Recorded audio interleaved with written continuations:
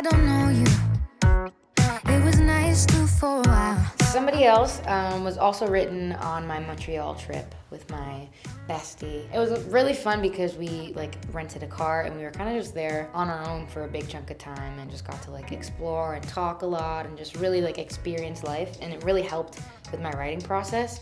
So this song in particular I made with Doc McKinney, who is another Canadian awesome producer, awesome guy, and he had some ideas that he had started, and this one idea was like super funky and like way out of, you know, my comfort zone in terms of like sonics or things that I'd done in the past. It just like felt really dancey and I just really loved it. I thought it was so cool. I loved the chords. It was just a continuous loop, but I loved it. I have this vivid memory when it came to like writing the lyrics of that day and the reason I wrote the song. Me and my best friend were driving in the car and we were talking about this particular person that we used to know and love, and just having this simultaneous realization that we're probably never gonna talk to this person again and that this person is just completely different now.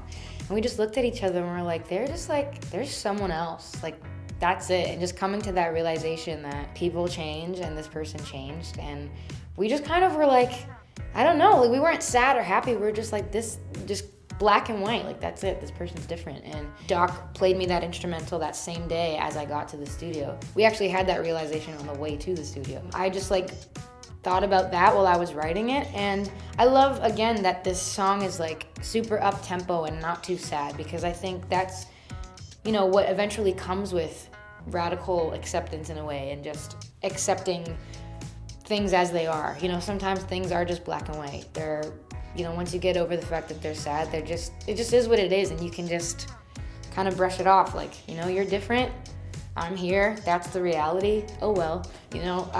So I love that, and I love that it's just not super sad, it's just, it is what it is, because that's very much what the situation felt like, and there's some sort of like freedom or liberation in that acknowledgement, you know, when you can finally just accept something and be like, you know, it's like a shoulder shrug, like the audio of a shoulder shrug in a way. That's what the song is.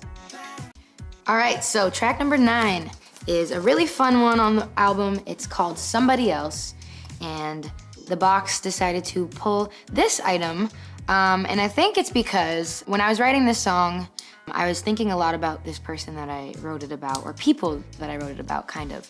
This whole song is essentially just about somebody kind of changing before your eyes, and the realization that the person that you once knew is no longer that person. You know, they're completely somebody else.